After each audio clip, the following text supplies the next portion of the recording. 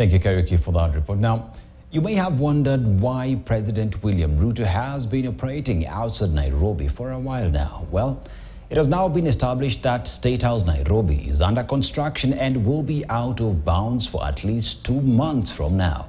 Architects who assessed the most guarded building and one of the oldest in Nairobi had warned that parts of the expansive colonial structure had become unfit for habitation.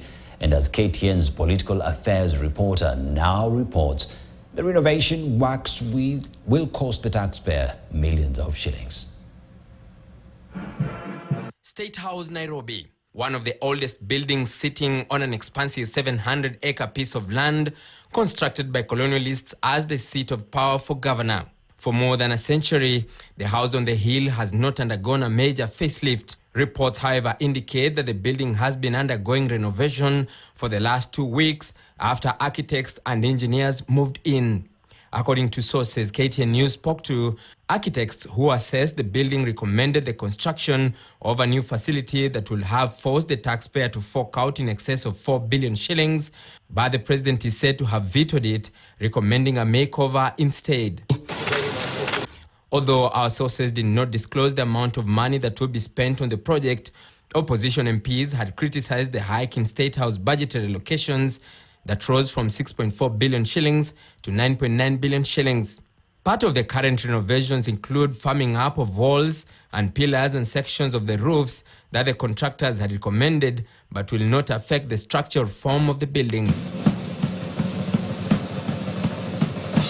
The move has made President Ruto a nomadic head of state and will be forced to oscillate between the various state houses and state lodges across the country.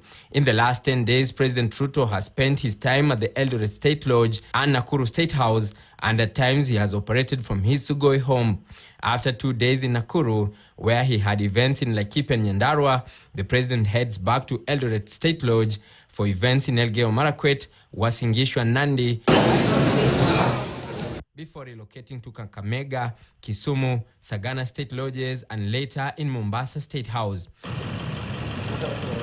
The recent meeting between the president and Sudan's Rapid Support Forces leader, General Mohamed Hamdan Dagalo, gave a rare glimpse of the new pavilion area, which will have a capacity of up to 1,000 people.